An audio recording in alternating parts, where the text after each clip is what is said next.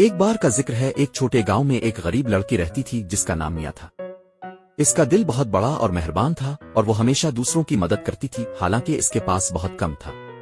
ایک دن جب میاں جنگل سے گزر رہی تھی، اس نے ایک چھوٹی چڑیا کی آواز سنی، مدد کرو مدد کرو۔ چڑیا کانٹے کی جھاڑی میں پھنس گئی تھی۔ وہ نہیں، فکر مت کرو چھوٹی دوست۔ اس نے آہستہ سے چڑیا کو کانٹوں سے آزاد کر دیا۔ شکریہ مہربان لڑکی، میں دراصل ایک پری ہوں جو بھینس بدل کر آئی ہوں۔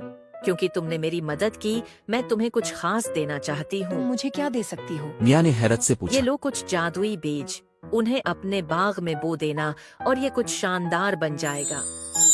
میاں نے چڑیا کا شکریہ ادا کیا اور جلدی سے گھر گئی۔ اس نے بیج اپنے چھوٹے باغ میں بو دیے اور بہترین کی امید کی۔ اگلی صبح میاں ایک عجیب آواز پر بیدار ہوئی۔ وہ باہر بھاگی، وہ حیران رہ گئی کیونکہ ایک بڑا درخت وہاں کھڑا تھا جہاں اس نے بیج بوئے تھے۔ درخت خوشبودار رنگ برنگے پھلوں سے بھرا ہوا تھا۔ واہ، میاں نے کہا، یہ تو ناقابل یقین ہے۔ اس نے کچھ پھل توڑے اور گاؤں کی مارکیٹ میں لے گئی۔ تازہ پھل برائے فروخت، اس نے پکارا۔ لوگ اس کے پھل خریدنے آئے اور جلد ہی میاں نے اتنے پیسے کما لیے کہ وہ اپنی مدد کرنے کے قابل ہو گئی۔ اس نے اپنے پڑوسیوں کے لیے کھانا خریدا اور ان کے گھروں کی مرمت میں مدد کی۔ ایک دن جب وہ مزید پھل توڑ رہی تھی، چڑیا واپس آئی۔ میاں، تمہارا دل تمہارے باغ کی طرح بڑا ہے۔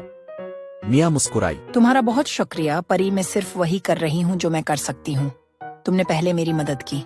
چڑیا بولی، میں ہمیشہ تم پر نظر رکھوں گی۔ یاد رکھو، مہربانی دنیا میں جادو لاتی ہے۔ اس دن کے بعد میاں نے اپنے پھل اور مہربانی سب کے ساتھ بانٹی۔ اس نے کبھی بھی پری اور دوسروں کی مدد کرنے کی جادوئی طاقت کو نہیں بھلایا، اور اس طرح غریب لڑکی نے اپنے دل کی محبت سے اپنی اور دوسروں کی زندگی بدل دی، صرف اس وجہ سے کہ اس نے مہربانی کا انتخاب کیا۔ پیارے بچوں، آج کی کہانی سے ہم نے سیکھا کہ مہربانی اور محبت ہماری زندگیوں میں جادو لا سکتی